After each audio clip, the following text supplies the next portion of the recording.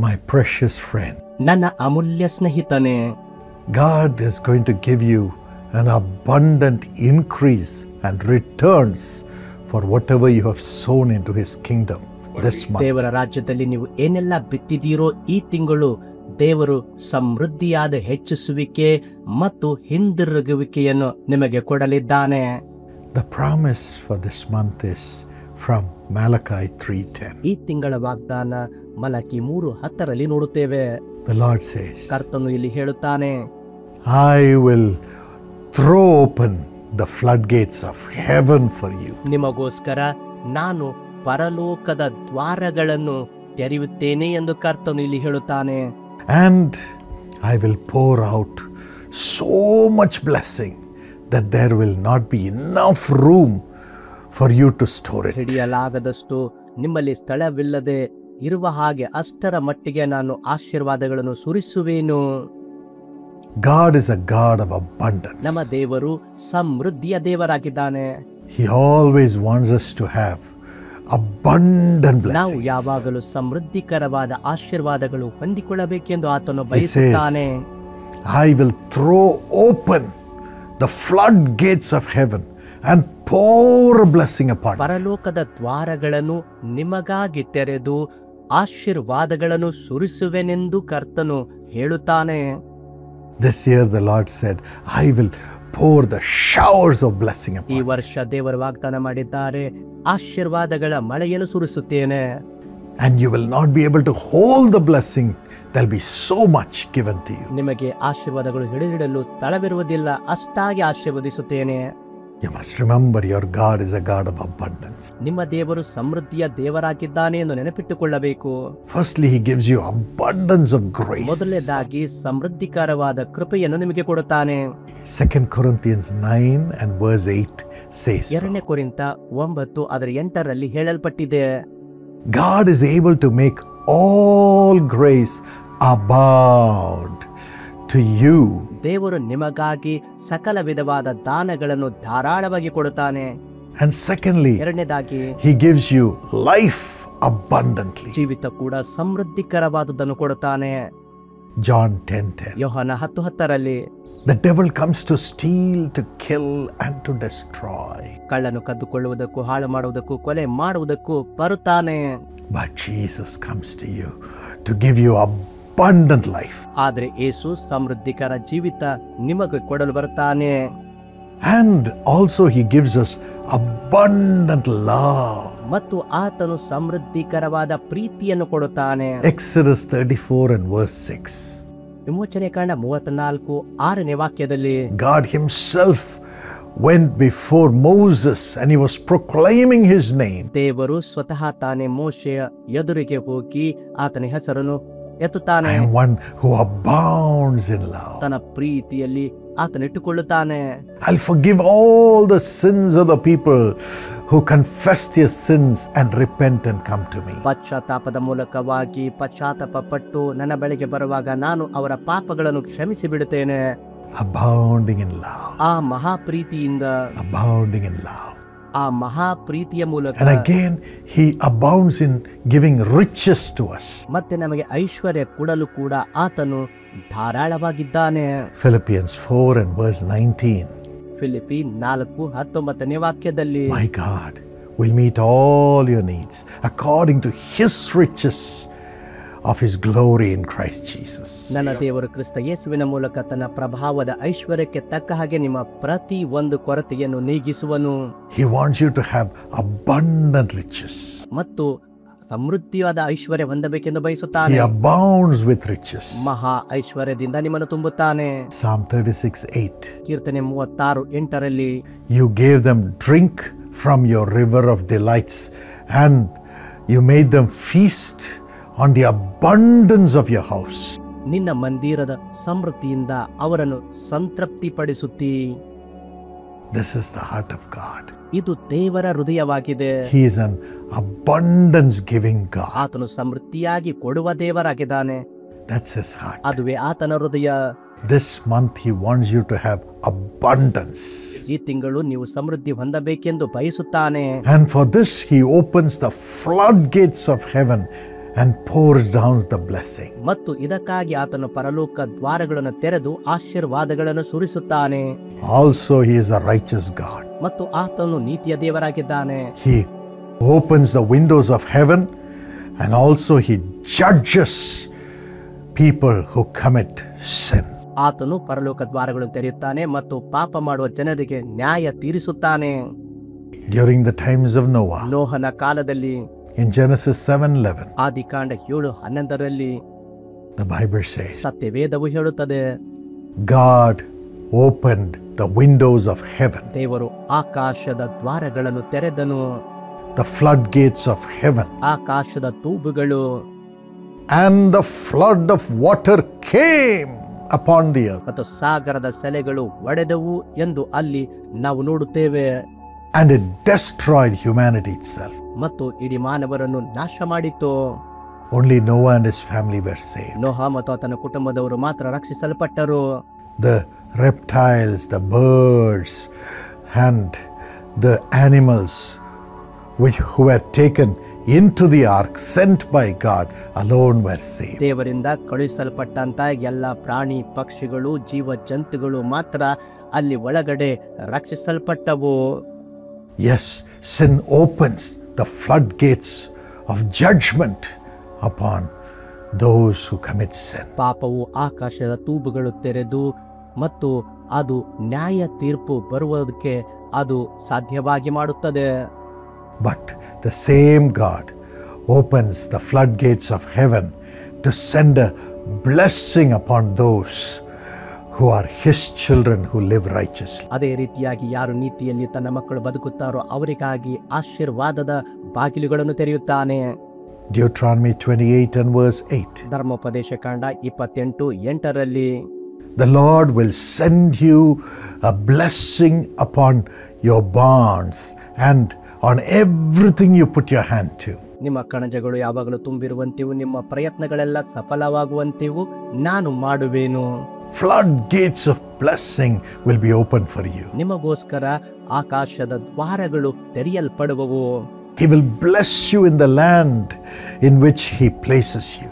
ನಿಮಗೆ ಇಡುವ ದೇಶದಲ್ಲಿ ಆತನು ನಿಮ್ಮನ್ನು ಆಶೀರ್ವಾದ ಮಾಡುವನು.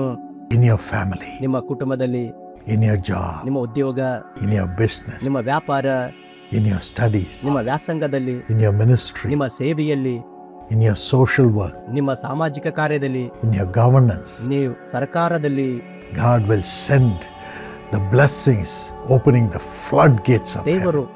ಆಕಾಶದ ದ್ವಾರಗಳನ್ನು ತೆರೆದು ಆಶೀರ್ವಾದ ಸುರಿಸುವನು. I pray that today it will come upon you. ಇಂದೇ ನಿಮ್ಮ ಮೇಲೆ ಬರಬೇಕೆಂದು ನಾನು ಪ್ರಾರ್ಥಿಸುತ್ತೇನೆ. Deuteronomy 28:1 says, ಧರ್ಮೋಪದೇಶ ಕಾಂಡ 28:1 ಹೇಳಲ್ಪಟ್ಟಿದೆ, when does this blessing come? ಯಾವಾಗ ಈ ಆಶೀರ್ವಾದ ಬರುತ್ತದೆ?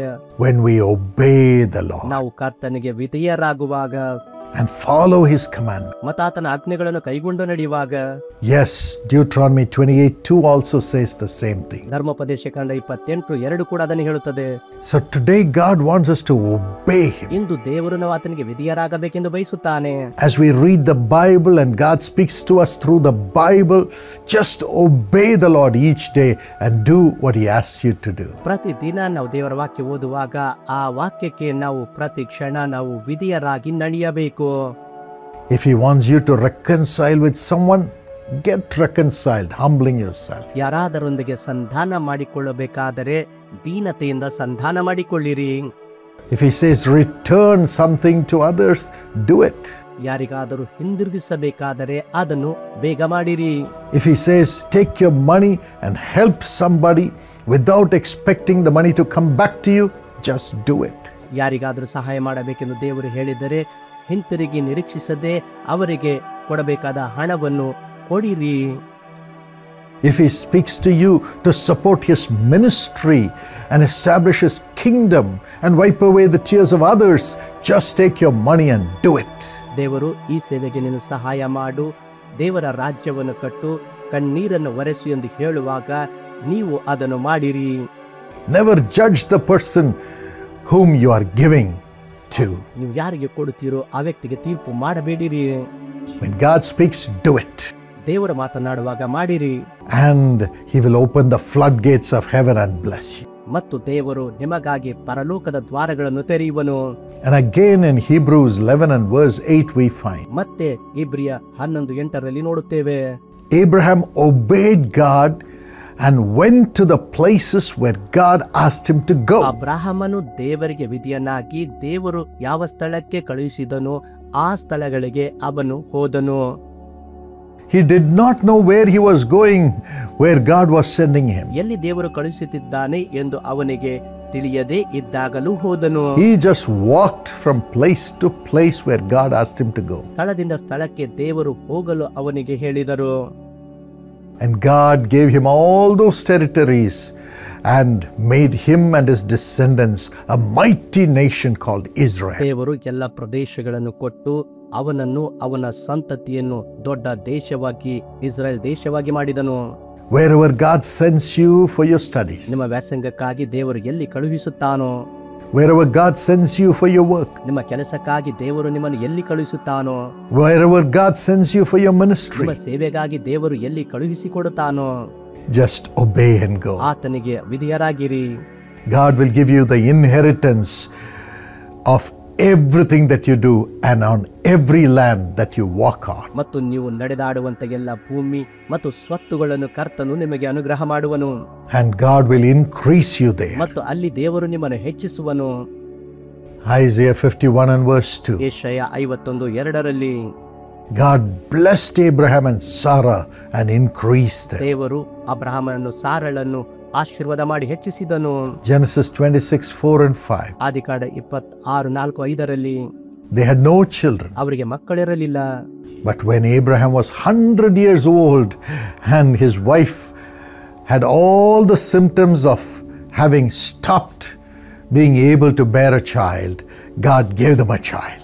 ಅಬ್ರಹಾಮನಿಗೆ 100 ವರ್ಷವಾಯಿತು ಮತ್ತು ಸಾರಳು ಮಗುವನ್ನು ಹೇರುವುದಕ್ಕೆ ಎಲ್ಲಾ ಚಿಹ್ನೆಗಳು ಮುಗಿದು ಹೋದಾಗಲೂ ದೇವರು ಅವರಿಗೆ ಮಗನನ್ನು ಕೊಟ್ಟನು. God brought life into the womb of Sarah and made it come alive to bear a son. ದೇವರು ಸಾರಳ ಗರ್ಭಕ್ಕೆ ಜೀವ ಕೊಟ್ಟು ಅದು ಜೀವಕ್ಕೆ ಬರುವಂತೆ ದೇವರು ಮಾಡಿದನು. Yes, he calls those things which are not there as if they are there. ಇರದೆ ಇರುವಂತ ಕಾರ್ಯಗಳು ಇರುವಂತೆ ಆತನು ಅಲ್ಲಿ ಮಾಡುತ್ತಾನೆ.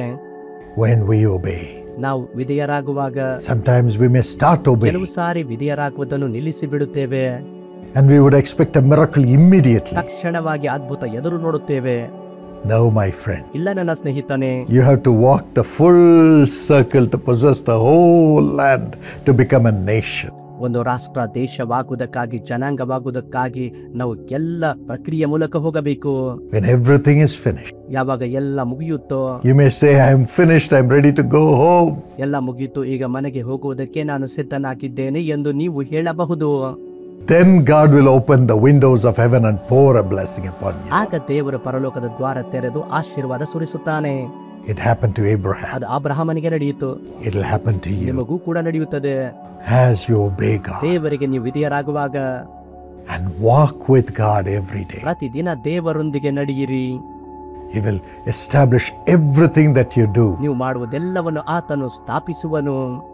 and give you great inheritance and prosperity. ದೊಡ್ಡ ಸ್ವತ್ತನ್ನು ನಿಮಗೆ ಕೊಡುವನು. And next, when we obey His commandments and have fellowship with Him, He opens the windows of heaven and pours a blessing. ಯಾವಾಗ ನಾವು ದೇವರಿಗೆ ವಿಧಿಯರಾಗಿ ಆತನ ಅನ್ಯೋನ್ಯತೆಯಲ್ಲಿ ನಡೆಯುತ್ತೇವೋ ಆಗ ಪರಲೋಕದ ದ್ವಾರಗಳನ್ನು ಆತನು ತೆರೆಯುವನು. 1 Samuel 15:22. ಮೊದಲನೇ ಸಾಮುವೇಲ 15:22 Samuel said, ಸಾಮುವೇಲನು ಹೇಳುತ್ತಾನೆ, God is not delighted in just giving burnt offerings, sacrifices, worship, and giving offerings alone. ಯಜ್ಞ ಹೋಮಗಳನ್ನು ಮಾಡುವುದಕ್ಕೆ ಮಾತ್ರ ದೇವರು ಮೆಚ್ಚುವನು ಎಂದು ಅಲ್ಲಿ ಕೇಳುತ್ತಾನೆ. Obeying God is better than sacrifice. ಯಜ್ಞ ಅರ್ಪಿಸುವುದಕ್ಕಿಂತ ಕೇಳುವುದು ಉತ್ತಮವಾಗಿದೆ. And then the windows of heaven open ಆಗ ಪರಲೋಕ ದ್ವಾರಗಳು ತೆರೆಯಲ್ಪಡುವವು, and the blessing comes. ಆಶೀರ್ವಾದದ ಮೂಲಕ. Today, whatever God is speaking to you through His word, ತನ್ನ ವಾಕ್ಯದ ಮೂಲಕ ಇಂದು ದೇವರು ಏನೆಲ್ಲ ಮಾತಾಡುತ್ತಿದ್ದಾನೋ obey. ಕೇಳಿರಿ. Mary said to the servants, just obey whatever Jesus asks you to do. ಮರಿಯಳು ಹೇಳಿದಳು, ಯೇಸು ಏನು ಹೇಳುತ್ತಾರೋ ಅದನ್ನೇ ಮಾಡಿರಿ ಎಂದು ಹೇಳಿದಳು. Jesus asked them to pour water into the cleansing jars. ಆ ಶುದ್ಧೀಕರಣದ ಬಾನೆಗಳಲ್ಲಿ ನೀರನ್ನು ತುಂಬಿರಿ ಎಂದು ಯೇಸು ಅಲ್ಲಿ ಇದ್ದವರಿಗೆ ಹೇಳಿದರು. And Jesus asked them to take the water and go and serve the people. ಆ ನೀರನ್ನು ತೆಗೆದುಕೊಂಡು ಜನರಿಗೆ ಸಲ್ಲಿಸಿರಿ ಎಂದು ಯೇಸು ಹೇಳುತ್ತಾರೆ. No questions are to be asked. ಅಲ್ಲಿ ಯಾವ ಪ್ರಶ್ನೆ ಕೇಳಬಾರದು. They did it. ಅವರು ಮಾಡಿದರು. When they were carrying the water, it became sweet wine. ಅವರು ನೀರನ್ನು ಒಯ್ದಾಗ ಅದು ಮಧುರ ದ್ರಾಕ್ಷಾರಸವಾಯಿತು. Sweetest wine. ಮಧುರವಾದಂತ ದ್ರಾಕ್ಷಾರಸ. The windows of the floodgates of heaven was opened and the blessings came. ಮತ್ತು ಪರಲೋಕ ದ್ವಾರಗಳು ತೆರೆಯಲ್ಪಟ್ಟು ಅಲ್ಲಿ ಆಶೀರ್ವಾದಗಳು ಸುರಿಯಲ್ಪಟ್ಟವು. Secondly, ಎರಡನೇದಾಗಿ obey and preach the word of God. ವಿಧಿಯರಾಗಿ ದೇವರ ವಾಕ್ಯವನ್ನು ಸಾರಿರಿ. Acts 5:29. ಅಪೊಸ್ತಲ ಕೃತ್ಯ 5:21. The chief priests bet the disciples ಮಹಾಯಾಜಕನು ಆ ಶಿಷ್ಯರನ್ನು ಹೊಡಿಸಿದನು. and said, "Don't preach about Jesus." ಯೇಸುವಿನ ಕುರಿತಾಗಿ ಉಪದೇಶ ಮಾಡಬೇಡಿರಿ. But Peter and the other apostles said, ಪೇತ್ರನು ಮತ್ತು ಬೇರೆ ಅಪೊಸ್ತಲರು ಹೇಳಿದರು, "We must obey God than man. ಮನುಷ್ಯರಿಗಿಂತ ಹೆಚ್ಚಾಗಿ ದೇವರಿಗೆ ನಾವು ವಿಧಿಯರಾಗಬೇಕು. We are under the authority of the Almighty God. ಸರ್ವಶಕ್ತನಾದ ದೇವರ ಅಧಿಕಾರದಲ್ಲಿ ನಾವಿದ್ದೇವೆ. We will preach Jesus. ನಾವು ಯೇಸುವನ್ನೇ ಪ್ರಸಂಗ ಮಾಡುತ್ತೇವೆ. We will bring miracles in the name of Jesus. ಯೇಸುವಿನ ನಾಮದಲ್ಲಿ ಅದ್ಭುತಗಳನ್ನು ತರುತ್ತೇವೆ. We will bring healing in the name of Jesus to the suffering people. ಕಷ್ಟಪಡುವ ಜನರಿಗೆ ಯೇಸುವಿನ ನಾಮದಲ್ಲಿ ಸ್ವಸ್ಥತೆಯನ್ನು ನಾವು ತರುತ್ತೇವೆ. We will give alms to the ಬಡ poor ಜನರಿಗೆ ನಾವು ದಾನಗಳನ್ನು ಕೊಡುತ್ತೇವೆ. with the love of Jesus. ಯೇಸುವಿನ ಪ್ರೀತಿಯಿಂದ Yes, we will obey God. ನಾವು ದೇವರಿಗೆ ವಿಧಿಯರಾಗುತ್ತೇವೆ. Nobody could touch them ಯಾರು ಸ್ಪರ್ಶ ಮಾಡಲಿಕ್ಕೆ ಆಗುವುದಿಲ್ಲ until their time ಅವರ came. ಸಮಯದವರೆಗೆ. But before that, the world heard about Jesus and were transformed to become the children of Jesus. ಅದಕ್ಕಿಂತ ಮುಂಚೆ ಯೇಸುವಿನ ವಾಕ್ಯ ಕೇಳಿ ಅವರ ಬದಲಾಗಿ ಯೇಸುವಿನ ಮಕ್ಕಳಾದರು. Do it. ಮಾಡಿರಿ. God will open the whole world for you to bring Jesus to the people and wipe away the tears of the people. ಜನರ ಕಣ್ಣೀರನ್ನು ಒರೆಸಿ ಯೇಸುವಿನ ಕಡೆಗೆ ಜನರನ್ನು ಕರೆತರಲು ದೇವರು ಇಡೀ ಲೋಕವನ್ನು ನಿಮಗಾಗಿ ತೆರೆಯುವನು. Yes, the powerful people may ask you to stop preaching about Jesus so that they can have power, they can have authority in this world. But do not stop preaching the love of Jesus. Only then the kingdom and the throne of Jesus can be established and the wicked will fall. ಬಲಿಷ್ಠ ಜನರು ಯೇಸುವಿನ ಕುರಿತು ಪ್ರಚಾರ ಮಾಡಬೇಡಿರಿ ಎಂದು ನಿಮಗೆ ತಡೆ ಹಿಡಿಯಬಹುದು. ಆದರೆ ನೀವು ದೇವರ ರಾಜ್ಯ ನಿರಂತರವಾಗಿ ಸ್ಥಾಪಿಸಿರಿ ಮತ್ತು ದುಷ್ಟನ ಸಾಮ್ರಾಜ್ಯ ಬೀಳುವುದು. Yes, obey the Lord Jesus in proclaiming his name to all people. ಮತ್ತು ವಿಧಿಯರಾಗಿ ಕರ್ತನಾದ ಯೇಸುವಿನ ನಾಮ ಎಲ್ಲರಿಗೆ ಪ್ರಕಟ ಮಾಡಿರಿ. Support the ministry which brings Jesus to the people through your offerings and prayers. ಮತ್ತು ಜನರಿಗೆ ಯೇಸುವನ್ನು ತರುವಂತ ಸೇವೆಗೆ ನಿಮ್ಮ ಕಾಣಿಕೆಗಳ ಮೂಲಕ ಸಹಾಯ ಮಾಡಿರಿ.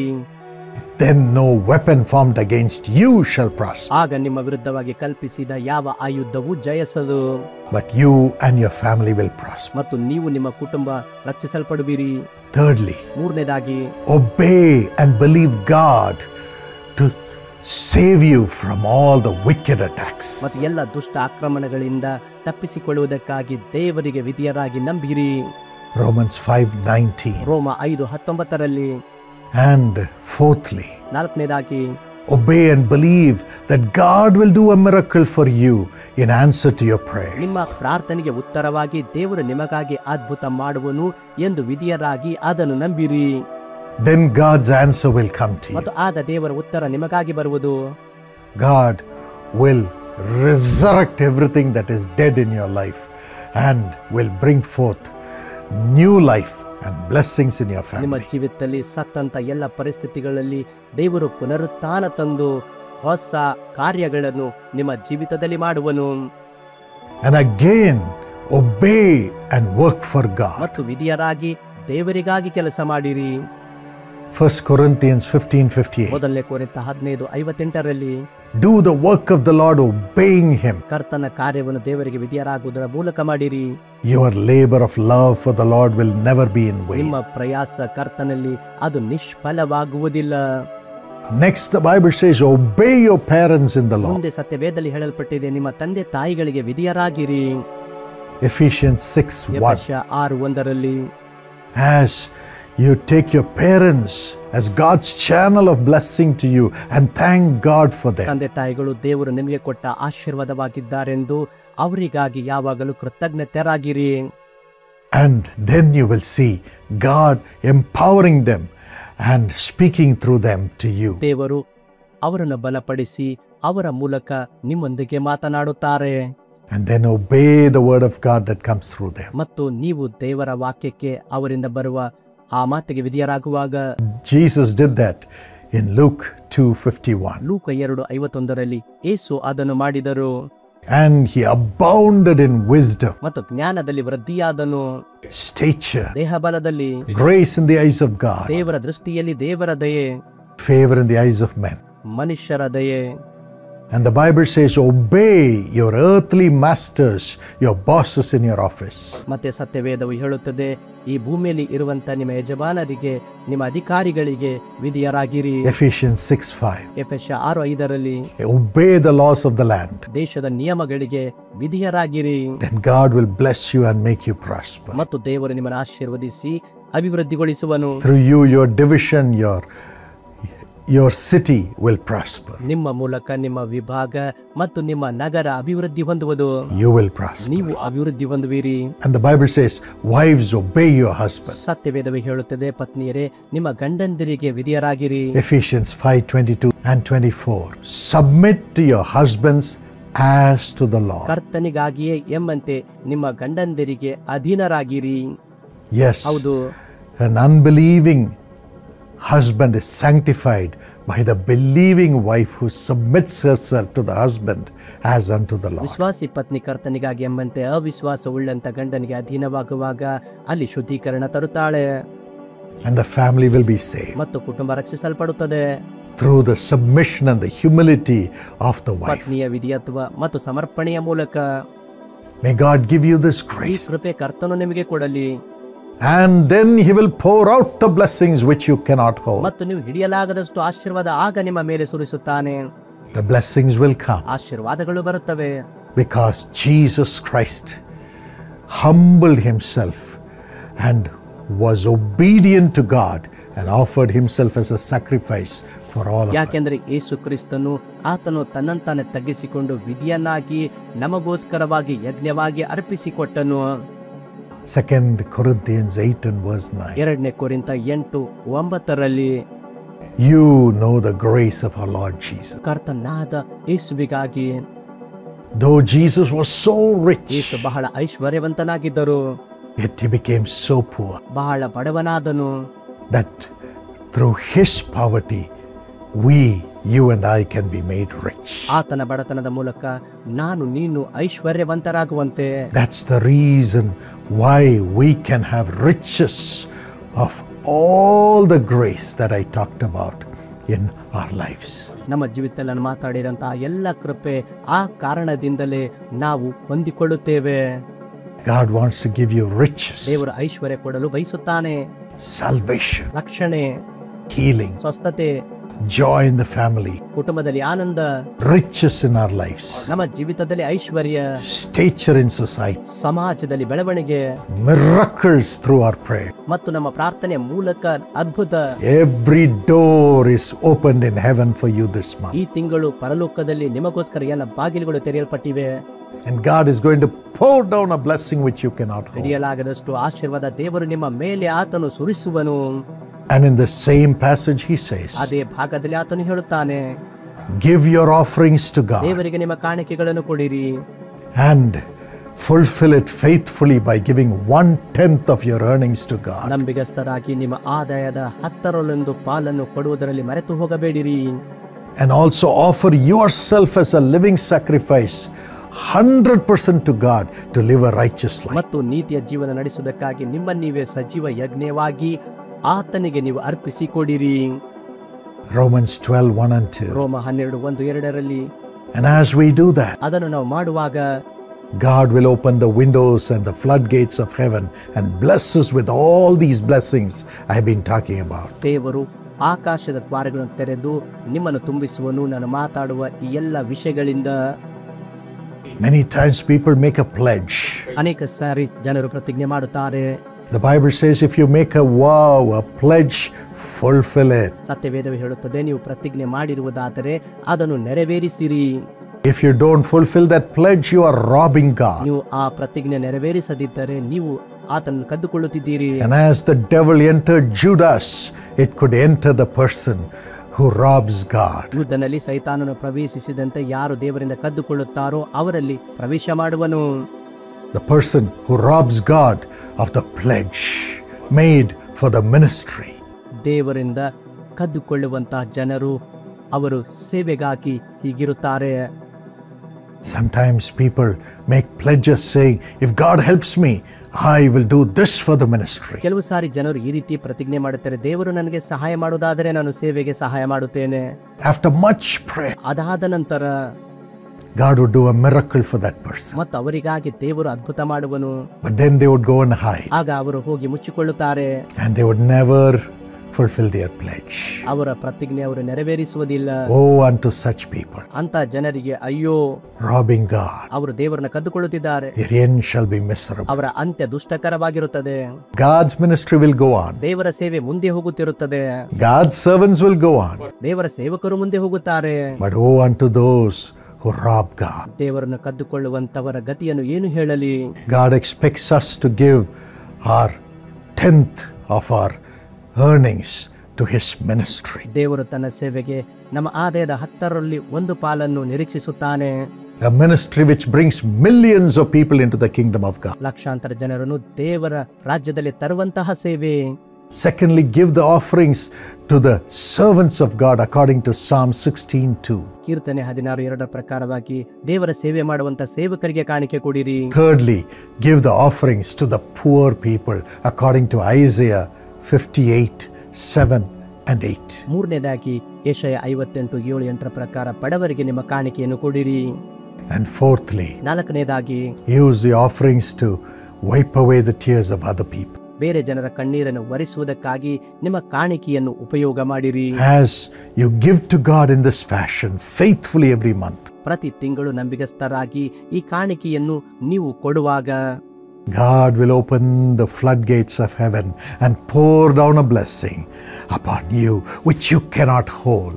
ನೀವು ಹಿಡಿಯಲಾಗದಷ್ಟು ದೇವರು ಆಕಾಶದ ದ್ವಾರಗಳನ್ನು ತೆರೆದು ನಿಮ್ಮ ಮೇಲೆ ಸುವರಗಳನ್ನು ಸುರಿಸುವನು. This is what the Bible says. ಇದನ್ನೇ ಸತ್ಯವೇದವು ಹೇಳುತ್ತದೆ. May God give you this blessing. ಈ ಆಶೀರ್ವಾದ ದೇವರು ನಿಮಗೆ ಕೊಡಲಿ. Father, ತಂದೆಯೇ, everyone who has offered himself or herself as a living sacrifice, accept them and fill them with the Holy Spirit without measure. ಯಾರು ತನ್ನಂತಾನೆ ಕರ್ತನೆ ನಿನಗೆ ಸಜೀವ ಯಜ್ಞವಾಗಿ ಅರ್ಪಿಸಿಕೊಟ್ಟಿದ್ದಾರೋ ಪವಿತ್ರಾತ್ಮನಿಂದ ಅವರನ್ನು ತುಂಬು. Everyone who has given or chosen to give 1/10 of their earnings this month and every month to the ministry, bless them and give them abundant prosperity, increase and stature. ಈ ತಿಂಗಳು ಮತ್ತು ಪ್ರತಿ ತಿಂಗಳು 10ರಲ್ಲಿ 1 ಪಾಲನ್ನು ಸೇವೆಗಾಗಿ ಕೊಡುವುದಕ್ಕೆ ಯಾರು ತೀರ್ಮಾನಿಸಿದ್ದಾರೋ ಸಮೃದ್ಧಿಕರವಾಗಿ ಅವರನ್ನು ಹೆಚ್ಚಾಗಿ ನೀನು ಆಶೀರ್ವಾದ ಮಾಡು. Everyone who has given and is determined and pledging to give to the poor people through the ministry, Lord, protect them from all evil and let their healing appear quickly. ಯಾರು ಬಡ ಜನರಿಗೆ ಕೊಡಬೇಕೆಂದು ಪ್ರತಿಜ್ಞೆ ಮಾಡಿದಾರೋ ಕರ್ತನೆ ಅವರ ಕ್ಷೇಮವು ಬೇಗನೆ ಬರುವಂತೆ ಅವರಿಗೆ ಅನುಗ್ರಹ ಮಾಡು. We pronounce this blessing upon them this month. ಈ ತಿಂಗಳು ಈ ಆಶೀರ್ವಾದ ಅವರ ಮೇಲೆ ಘೋಷಣೆ ಮಾಡುತ್ತೇನೆ. In Jesus' name. ಯೇಸುವಿನ ನಾಮದಲ್ಲಿ. Amen. Amen. God bless you. ದೇವರು ನಿಮ್ಮನ್ನು ಆಶೀರ್ವದಿಸಲಿ. My friends, subscribe to this channel ನನ್ನ ಸ್ನೇಹಿತನೇ ಈ ಚಾನೆಲ್ಗೆ ಸಬ್ಸ್ಕ್ರೈಬ್ ಆಗಿರಿ. and also press the bell ಆ sign ಗಂಟೆಯ ಚಿಹ್ನೆಯನ್ನು ಒತ್ತಿರಿ. so that you will get a notification of all our messages, songs, prayers whenever it is loaded. ನಮ್ಮ ಪ್ರಾರ್ಥನೆ ನಮ್ಮ ಎಲ್ಲ ವಿಷಯಗಳಲ್ಲಿ ನಿಮಗೆ ಅಲ್ಲಿ ಒಂದು ಚಿಹ್ನೆಗಳು ಒದಗಿ ಬರುವವು. And share this video with everyone. ಎಲ್ಲರೊಂದಿಗೆ ಈ video ಹಂಚಿಕೊಳ್ಳಿರಿ. And you can use the QR code to give your offering this month for the blessing of the souls of the people, the poor people, and the servants of God through the Jesus Calls ministry. ಯೇಸು ಕರೆಯುತ್ತಾನೆ ಸೇವೆಯ ಮೂಲಕ ಆತ್ಮಗಳನ್ನು ಆಶೀರ್ವಾದ ಮಾಡುವುದಕ್ಕೆ, ಬಡ ಜನರನ್ನು ದೇವ ಸೇವಕರಿಗೆ ಸಹಾಯ ಮಾಡುವುದಕ್ಕಾಗಿ ನಿಮ್ಮ ಕಾಣಿಕೆಯನ್ನು ಈ QR ಕೋಡ್ ಮೂಲಕ ಕಳುಹಿಸಿಕೊಡಿರಿ. May God give you the ಈ increase. ಕೃಪೆ ಕರ್ತನು ನಿಮಗೆ ಅನುಗ್ರಹಿಸಲಿ.